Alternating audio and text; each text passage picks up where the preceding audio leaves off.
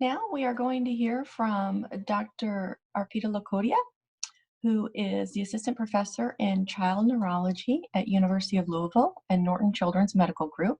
She completed her residency training at Case Western Reserve University and Rainbow Babies and Children's Hospital in Cleveland, Ohio. She joined her current practice as faculty in child neurology in 2016 and serves as Director of Pediatric Stroke and Neurofibromatosis clinics Neurofibromatosis. and co-director of Louisville Pediatric MDA Care Center. And that is a tongue twister, so I apologize. Thank you for being here today. I appreciate your time. Please go ahead and you can share your screen. All right, let's make sure this works.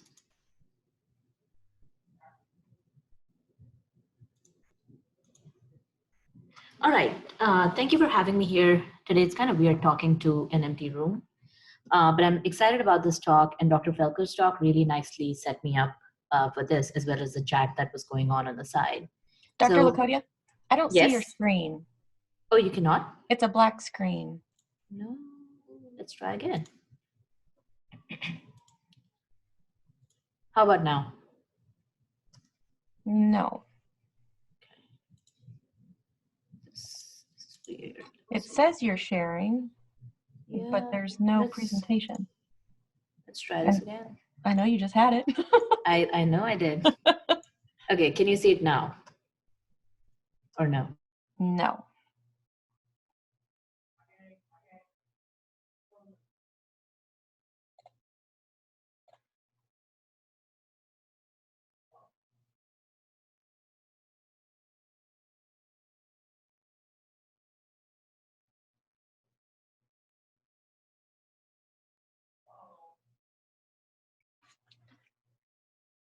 Okay, I am going to see what is going on. It looks like Dr. Lakhotia's screen has frozen.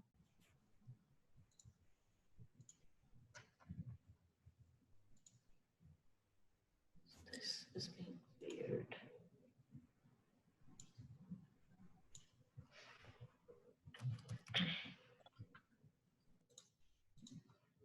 Okay, Nicole, I just sent it to you. Okay. Do you want to try one more time here? Yes. Okay, I shared it. Are you not able to see it at all? No, let me pull it from my option. Hold on one second.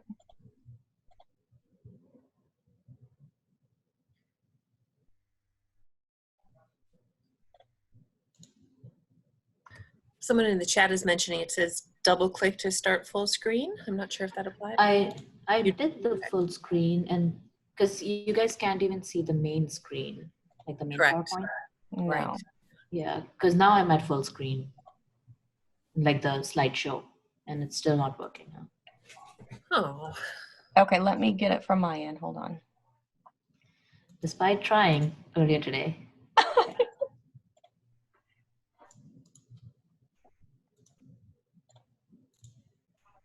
Okay, let's try it this way.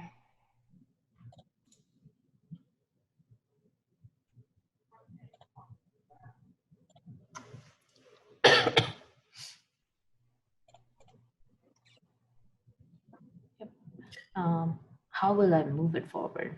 I will move it forward. Okay. Are you able to see it? Yes, yes, this is working. All right, we can go to the next slide. These are my disclosures as of last year. I don't have any disclosures this year. We can move on to the next slide. This is really the outline of the talk. I'm going to spend just a little bit of time just going over the timeline of SMA and really what a clinical trial entails and what drug development entails, and then mostly talk about what the current treatments are, which Dr. Felker already talked about a little bit, and then what are some of the treatment trials and some things to look forward to in the coming years. Next slide, please. All right, so this is really the timeline of SMA.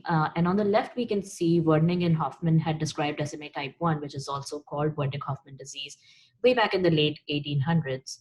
Then if we move on to the right, the classification actually came out in 1991.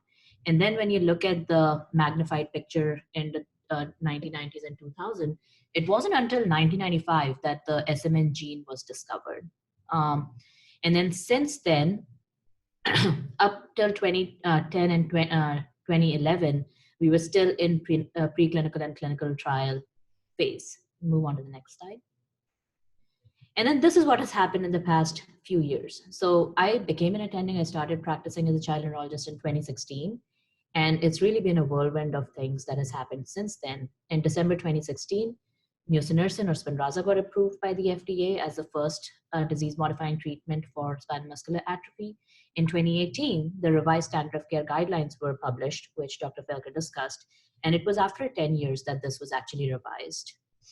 In 2018, the RUSP, which is the central agency that recommends newborn screening in general for kids in the United States, actually approved SMA to be added to the newborn screening.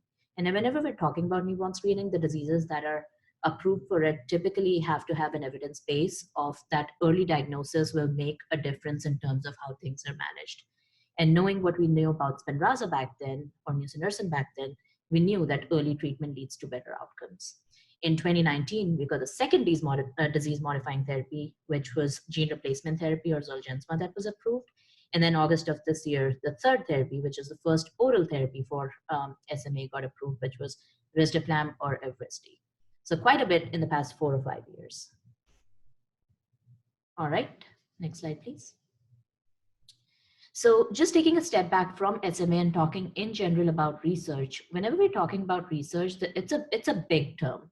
So we typically talk, when most people are talking about research, we're talking about clinical trials, and clinical trials entail looking at new drugs, therapies, and interventional devices. Typically, clinical trials will have different phases to it. It will start with animals, then mostly in healthy human volunteers, and then looking at patient population. In a lot of cases, especially when you're dealing with rare disease like SMA, some of these boundaries might be blurred, as we'll see in some of the SMA clinical trial. And clinical trials are really looking at a couple of things. 1, does it work in animals? 2, is it safe? And 3, does it work in human? What's the efficacy? Then the other kind of research studies that we look at are natural history or observational studies. They don't get as much media attention or as much fame, but they are equally important, and which we know, for example, for SMA, having decades of natural history studies is how we found out what SMA entails and how it progresses and what are some of the things to look out for. And even now, we're using all of the data that was collected from the natural history studies way back when to compare whether drugs are working and how they're working or not. The other thing that observational studies can also look at is looking into long-term effects of some of these approved drugs once they're FDA approved. So for example, for Nusinersen or Zolgensma or Risdiplam, there are long-term studies that are ongoing that are looking at effects, which is also sometimes called a phase 4 clinical trial. And really, natural history or observational studies are absolutely important, especially now in SMA with this clinical landscape changing, with kids and patients being on all these different therapies. Now we don't know what they're going to look like 10 or 20 years down the line. Next slide, please. All right, so coming back to clinical trials, these are some of the stages of drug development. So first, we start with target discovery, which is just identifying what is it that's going to help. Once a molecule or a target is identified, then preclinical studies are done in animals. So a lot of times in mice and other primates like monkeys, chimpanzees, those studies are done to see, one, is it safe? What is the dose? And does it even work? Then phase 1 clinical trial looks at whether a drug is safe. And it's really looking at safety and tolerability. In most studies, in most diseases and most drugs, a phase 1 trial will use healthy volunteers. That might not happen in rare diseases like SMA. Phase 2 trial is a dose finding study to figure out what is the right dose to use for a certain treatment for a disease. Also looks at efficacy, and it uses a small number of people because you're still identifying early data about that. Phase 3 trial is really the pivotal trial that looks at the use of a drug or a therapy in a large number of people with a disease or condition. And it's really looking at the efficacy. Does the medicine work, and how well does it work? And once all of this happens, then a new drug application or NDA is filed for approval with the FDA. And then after a drug is approved, then there's post-marketing surveillance that happens, which is sometimes also called phase 4 trial. Next slide, please. All right, so when we're talking about a treatment trial, really ideally you'd want to do the gold standard trial, which is a randomized control trial that compares patients who receive the drug to patients who are not receiving the drug. That may not always happen, like I said, in rare disease conditions, which is where they might do an open label study where all the patients that are enrolled in the study get a drug. And then it may be compared to older studies that were natural history studies and compare them and use them as controls. So like with SMA, for example, for the gene therapy trial, it was even the phase 1 trial was an open label study, and that compared it to the natural history cohort. So the other thing important thing to know about treatment trials is it's important to have outcome measures that can actually objectively measure whether treatments are working or not. So some of the things that we use for SMA, like Dr. Felker said, Heine is one, CHOP and 10, Bailey motor scale, MFM motor scale. So you'll hear all these acronyms and words or letter alphabet soups thrown around, but these are different scales that are looking at functional outcomes to see whether a treatment is making a difference or not. The other thing that can be looked at is, in general, the outcome. Is with type 1 SMA, we know that without intervention, based on natural history studies, if no treatment is given for a patient who has type 1 SMA, about 8% survive past 2 years of age without needing some form of ventilation. So just looking at death or need for permanent ventilation can be another outcome measure.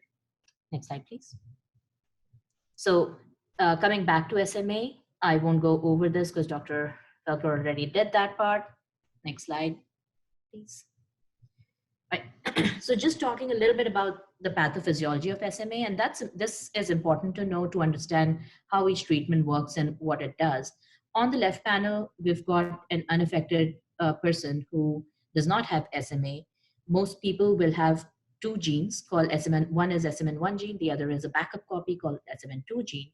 They're very, very similar to each other, but SMN1 gene is the good gene. It makes all normal SMN protein, which is the purple dots on the slide. SMN2 gene has one nucleotide change, has a little bit of a change, and because of that change, the protein that's formed by SMN2 gene is mostly non-functional. About 10 or 15% protein that a SMN2 gene makes is actually functional. On the right panel, you've got a patient who has SMA. So they have either two missing copies of SMN1 gene or one missing and one mutated, or basically some combination where they have no functioning SMN1 gene, so it's not making any protein. When that happens, when that happens, that person is reliant all on their SMN2 gene. So, which is why the more copies of SMN2 gene a patient with SMA has, their phenotype or their clinical symptoms will be less severe. So that kind of helps us think about the clinical types of SMA also, because each SMN2 copy is making about 10-15% functional protein. Next slide, please.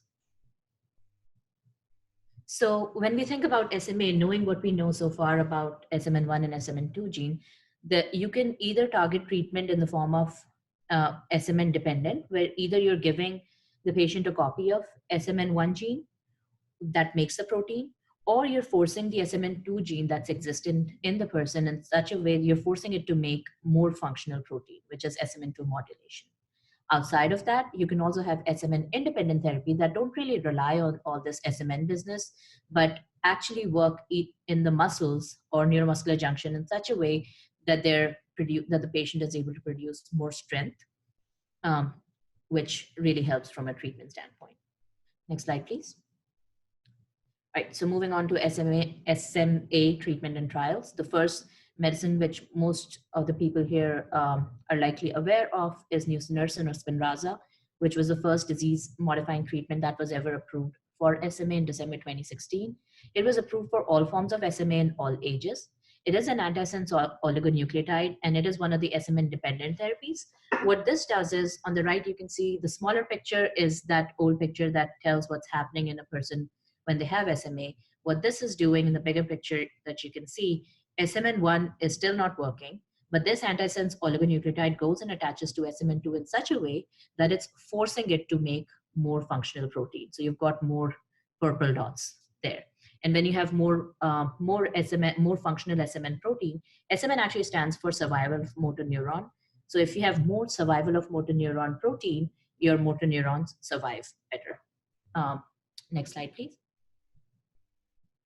So these were the main clinical trials that were done that led to approval of Spinraza. The first one is the ENDEAR study, which was a pivotal trial that Dr. Felker went over a little bit. And it was a beautifully done study that would be the gold standard of any trial that would be done. It was a phase 3 sham procedure control trial with 110 infants who were randomized into 2-to-1. So two patients who had symptomatic type 1 SMA got Nusinersen. One patient did not get Nusinersen, but the patients or the treating physician did not know who got what. So what they found in that is that death or permanent ventilation was much higher in the control group, in the group that did not get treatment, controlled to the Nusinersen group. Motor milestone response, over 51% responded, had some improvement in their motor milestones in the group that got treatment, versus no patients in the control group had any improvement, which is statistically significant. And it did show, the sub-analysis showed that the best result was when treatment was started early on. The second study that was important was done in older patients, was CHERISH study, and it looked at older patients who were 2 to 12 years of age with typically type 2 SMA. And this was also designed in the same way, where no one knew who was getting what. None of the treatment team or the patient knew who was getting what. And for every 2 patients who got treatment, 1 patient did not get treatment. And in the Nusinersen group, there was an increase of 4 points in their. So the scale that they used in this trial was called HMFSE. I forgot to put that in the slide. But again, HMFSE is like Heine and Choppington, looks at the motor function and strength. So in the Nusinersen group, there was a 4-point increase, versus in the control group who did not get treatment, there was a 1.9% decrease. And again, knowing what we know about natural history of SMA, we know that without treatment, there is a slow progressive decline even in older patients. Nurture study, which was actually, they haven't published their full results yet, but they published interim results, but it's actually a very exciting study. This was a phase 2, it was open label. So all patients that were enrolled did get treatment. And this happened because by the time that Nurture study was done, we knew that Spinraza works. So it would be unethical, it would be cruel to not give treatment to patients. So all patients got treatment. They were all pre-symptomatic children with 2 or 3 SMN2 copies. And knowing what we know about SMN2 copies, 2 or 3 SMN2 copies are either likely going to be a type 1, type 2, or a type 3 patient if they're not treated. So their results were published last year with a 2.9-year mean follow-up. And they found that all kids who were treated pre-symptomatically were sitting without support. 92% were walking with assistance, and 88% were walking independently, which is pretty incredible for a disease like SMA, where, especially in 2-copy kids, where some of these milestones are never achieved without treatment. Next slide, please. All right. So moving on from Nusinersen, the next treatment, actually, Nicole, you have to click one more time, is Zolgensma. I cannot pronounce the name of gene therapy, so this is gene therapy, or Zolgensma. This was the second disease-modifying treatment approved. It got approved last year in May. And this was approved for all forms of SMA under 2 years of age. And as Dr. Felker already went over it, it takes AAV9 viral vector, takes the viral shell, removes all the viral genome from it, and inserts a working copy of SMN1 gene or SMN1 transgene. When this is inserted in it, it's injected into the body, it goes in the cells, including motor neurons, where you need SMN protein most, goes in there, and the viral capsid gets destroyed, and it forms its own little shell, little episome, and it makes protein. It's important to know it does not integrate into the genome. So all the other cells that are dividing over time, like your skin cells, your blood cells, they won't have this transgene over time, But the good thing is most nerve cells, including motor neurons, are non-dividing cells. So once it goes in there and sits in there, it can theoretically sit there and make protein forever, indefinitely.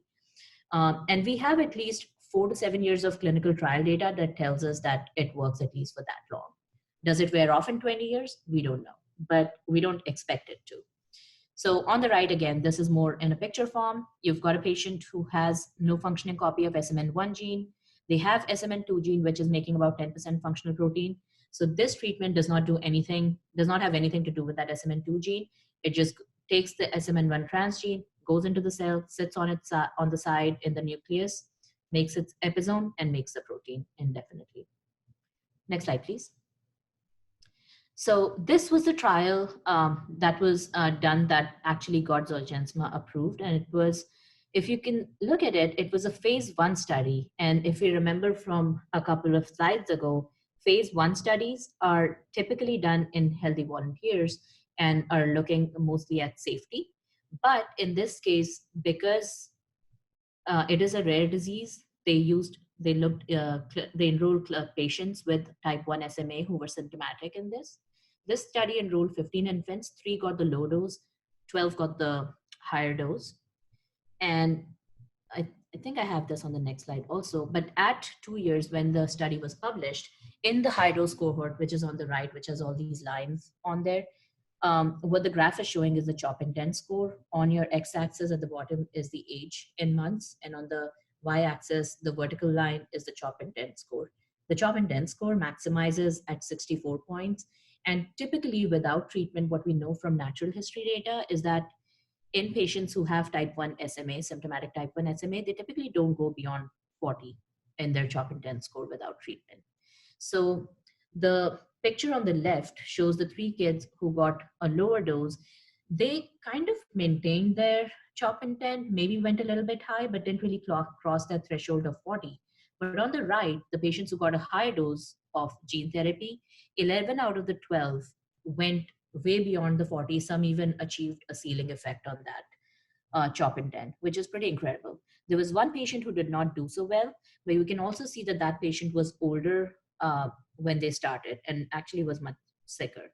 So at 24 months of age in the high dose cohort, 11 out of 12 were sitting unassisted, which if we think about type 1 SMA, without treatment, patients with type 1 SMA are never expected to sit unassisted. That's by definition. And 9 out of 12 were rolling over, 2 out of 12 walked independently. And at 24 months of age, 12 out of 12 were alive and free of permanent ventilatory support, which is pretty incredible to say for patients who have received, who have type 1 SMA. Next slide, please. This is again the same picture blown up. On the left is the low dose cohort. And it's easier to see on here. On your y-axis is the CHOP INTEND score. On your x-axis is the age of the patient. When you look at cohort 2, which was the high dose cohort, 11 out of those 12 patients did really well from a CHOP INTEND score. Next slide, please. So there's actually follow-up information that was presented at some of the conferences this year, and their last cutoff for this was December of 2019. What they're planning to do is, after the initial trial was done, which was 20-month period of the trial, they asked the participants in the trial to see if they wanted to volunteer for a long-term observational study. And 10 out of the 12 patients who were in the high dose cohort did enroll for that. And at the cutoff that they had in December of last year, the mean age of those patients were 4.8 years. All patients were alive and free of permanent ventilation. No previously achieved milestones were lost. Now, some of the patients, while they were in the trial, no one was allowed to get anything like Spinraza or any other treatment. After the trial ended, a lot of the patients did start concomitant treatment with Nusinersen, but of the 10 patients that enrolled in this long-term study, 6 were not receiving Nusinersen. So just with gene therapy, they all continued to maintain their milestones, at least for almost 5 years. And as time goes on, hopefully we'll have more information on this. Next slide, please. So these are some of the ongoing trials for Zolgensma. I think I have the first 2 in my next slide, but I don't have the last one, so I'll just briefly talk about that here. STRONG trial actually was a phase 1 or 2A, so early trial, just dose finding and safety trial that was open label and actually was looking at intrathecal use of gene replacement. So if you think of Spinraza is a standard dose, doesn't matter your weight, doesn't matter your age. Gene therapy is weight-based. So the more your weight is, the higher volume, I guess, the higher dose would be required for gene therapy. So the idea is that if gene therapy is given intrathecally through a spinal tap, it just goes in that little region that can actually cut down the dose required for gene therapy about 1/10.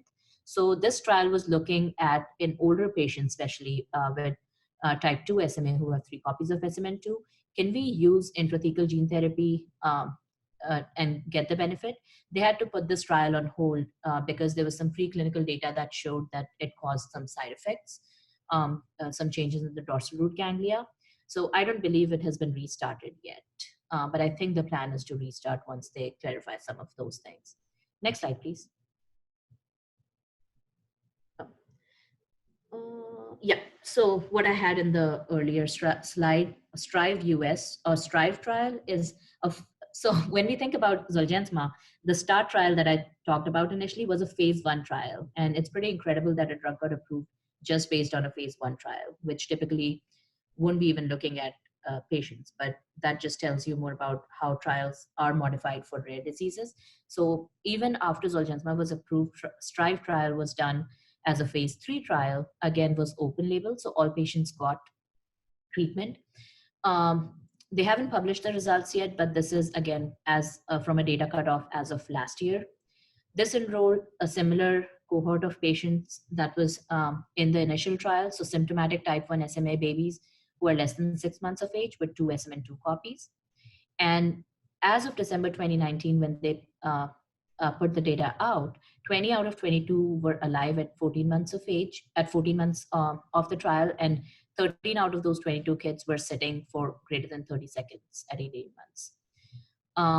18 out of 22 did not need any support for ventilation at 18 months, and 21 out of 22 achieved a CHOP intent of either equal to or greater than 40, which we know for symptomatic type 1 babies without treatment, they don't really, they're not expected to go beyond 40. So 21 out of 22 achieving that, again, tells us that it works. Next slide, please. SPRINT trial actually is a really good trial that is still, the data is not published, but this is a cutoff from December of last year. This is a phase 3 open label trial looking at pre-symptomatic babies with 2 or 3 copies of SMN2 gene, and they were treated at less than 6 weeks of age. So this is similar to the NURTURE trial that was done for Nusinersen, which looked at pre-symptomatic babies with 2 or 3 copies of SMN2 gene. 2 or 3 copies of SMN2 gene. This is looking at use of gene therapy in some of those pre-symptomatic babies. So in the trial, the distribution of 2 and 3 copies were about similar. And as of last year, the mean age of those kids that were in the trial was 11.2 months.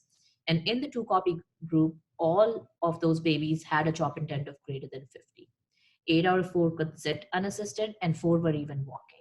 And when we think about it, most of the type 2, most of the babies with 2 SMN2 copies are expected to be a type 1, maybe a type 2 sometimes. So the fact that they were walking is pretty incredible. Of the 3 SMN2 copy group, 4 out of 15 could stand, 3 out of 15 were walking. And all of these milestones were achieved within the normal range of expected development. Again, these numbers are not indicative of the highest function that they've achieved. This is more indicative of what were they doing at that point when they used the data cutoff. And as you can see, mean age at that point was only 11.2 months. So it'll be really interesting to see what the data comes out as time goes on, what these kids are doing. Next slide, please. Oh, these are just some graphs from the SPRINT trial. On the left, again, if you remember the graph from START trial, on your x-axis is the age of patients. On the y-axis is that CHOP intent score, which the little gray area that's in the middle on the left diagram just tells you what kids would do if they were symptomatic. And you can see the Choppington scores for all of those babies are pretty high and keep going up. And on the right is a different scale that was used, but showing a similar thing is with 2 and 3 copy babies, what their Bailey scores were. Bailey is something that we use a lot of times in older kids. On the top is a 2 copy cohort. On the bottom is the 3 copy cohort. The little gray area on that graph is telling you what a child who does not have SMA would be doing, what the normal ranges of development are for achieving some of these skills. And you can see that a lot of the 2 copy kids are within that normal range, and all of the 3 copy kids are within that normal range, which is again pretty incredible. Next slide. All right, moving on to the third treatment that's approved is Risdiplam or Evrysdi. This got approved just in August of this year, and it's approved for all types of SMA for greater than 2 months of age. It is an oral medicine and the first oral medicine that can be used as a disease-modifying therapy for SMA. And as with Nusinersen, it's given for basically lifelong. And it works similar to Nusinersen in that it works on that SMN2 gene and forces it to make more of functional protein. It is not it's not an antisense oligonucleotide, it's a small molecule. So there's a little bit of difference, but we don't need to go into that detail. This picture on the bottom are all the fish trials. And I'm not going to lie, but when I first heard about the fish trials, I thought they were actually trials in fish, like they were preclinical trials, but they're not. They were trials in humans. Next slide, please. So the first one that we can talk about was the Firefish trial. It was, again, an open label trial. So all the patients that were enrolled in the trial received treatment. This looked at babies who were symptomatic with SMA type 1. So very was for, or STR1VE, that was for gene therapy, 1 to 7 months of age, and it showed that they had an increase in SMN protein production. The 1-year trial data that was released showed that 20 out of 41 did not need hospitalization at 1 year of age, or at 12 months, at 12 months of age, 1 year of age. And then 37 out of 41 had a 4-point or greater increase in their CHOP-INTEND score. And 12 out of 41 were sitting unassisted for 5 seconds. And if you want details of what Firefish is, that's the orange one at the bottom. Sunfish is more similar to the Cherish study that was done for Nusinersen, where it looked at older patients, so patients who had type 2 and type 3 SMA, 2 to 25 years of age. And this was a double-blind placebo control. So again, 2-to-1 distribution. So 2 patients got treatment, 1 patient got no treatment or got placebo, and the patient or the treating team did not know who got what. And within that, a 1-year trial data showed that, again, these are new scales similar to CHOP-INTEND or Heine, Bailey. So these MFM32 and revised upper limb mobility scales are used for older patients. So RULM looks more at fine motor skills, and MFM32 is more applicable for older patients. So both of those showed an increase in their numbers, which again, when we talk about natural history of SMA, even for the older types without treatment, you expect a slow decline. And then sub-analysis of that data did show that this increase was much more in the younger group of patients, the 2 to 5 years old, but then 18 to 25 years old, the patients that were in that subgroup, they had stabilization of disease. And this is the one that's yellow colored down at the bottom. Next slide, please.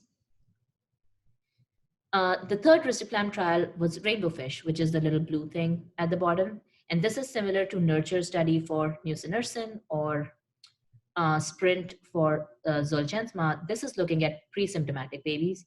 This one is way too early and it's still enrolling participants. It's an open label study, so all the treatments, all the kids that are enrolled in it will get treatment. Jewelfish is the last green one. And this is an open label trial. This is actually looking at patients who were previously either treated with, were treatment non-naive, meaning they have received some form of disease-modifying treatment previously, whether that is Nusinersen or gene therapy. Those are all enrolled in the trial. And this is, as you can see, it's a much wider range of ages than in any other trials that were used. So 6 months to 60 years of age. And so far it has shown that there is an increase in SMN production. Again, it's pretty early in the study, so there's no data that's published out yet. Next slide, please. So moving on, so these were all SMN dependent therapies. So moving on from SMN dependent to SMN independent therapy, this one is myostatin inhibitor or SRK-015, which is actually being discussed a lot these days. It's through a company called Scholar Rock. So myostatin, myo means muscle, statin means stop.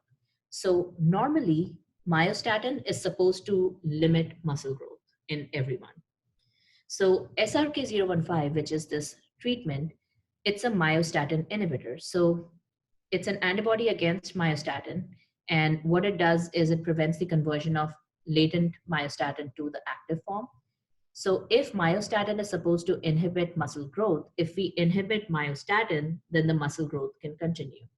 So one of the problems with SMA is because survival motor neurons are not working or are dying, your muscles atrophy or shrink over time. So this is what it's supposed to affect, is that it's increasing muscle mass. So there is a phase 2 trial called Topaz that's ongoing right now. And it is looking at patients with type 2 and type 3 SMA 2 to 21 years of age. And they've completed enrollment right now, but there's no data that's published or presented yet of what the results are. Next slide, please. Reldesemtiv. I can't say the name of this treatment, but again, this is also another SMN independent therapy, meaning it does not do anything to the SMN.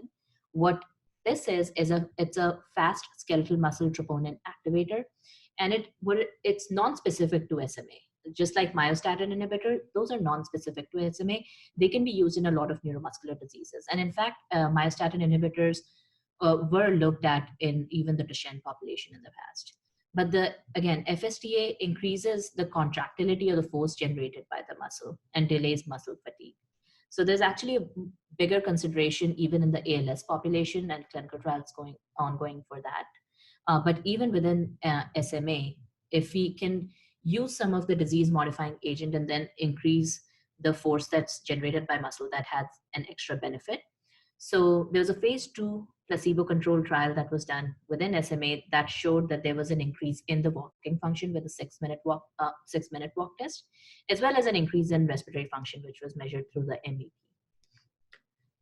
But again, very early in the process to have some more, we need some more data on this.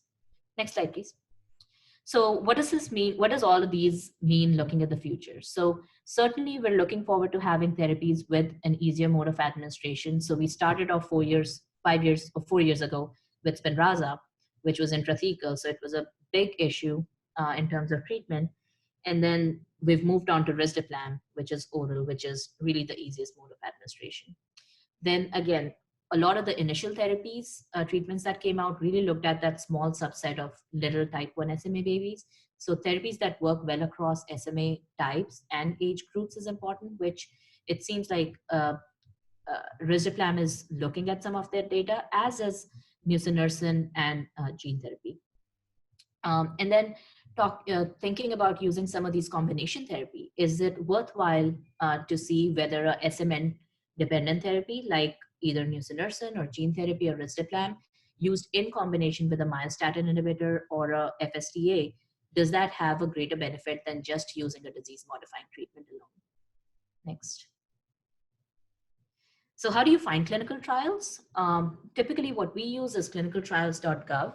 And looking at it last night, when you search for spinal muscular atrophy in United States, you get 78 results. And when you can classify it, and you can find that 15 are recruiting and 4 of them are clinical trials. And that can get pretty cumbersome. But if someone is savvy enough and has been in the landscape for a long enough time, clinicaltrials.gov is the gold standard to look up clinical trial. Clinical trial finder tools on websites like MDA. So on the right is an example of what the MDA website clinical trial finder tool looks like. And you can put your symptoms in, put your age and all of those things in, and it actually uses that clinicaltrials.gov data and kind of filters it down to what might be applicable to you. And then most importantly is talking to your care team, talking to your neurologist, talking to the rest of your doctors about what might be applicable to you. And then also talking within the SMA community to see what's available out there, and then discussing it with your care team about, does this apply to you and is there any benefit of looking into that? Next slide, please.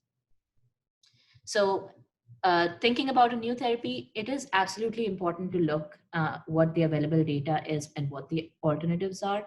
Every individual is different, and they might have different needs and what things that might work better for them. And again, looking also at the adverse effect profile. And then the relevance will vary from individual to individual. So what might work for a 6-month-old with SMA might not be the best choice for a 30-year-old with SMA.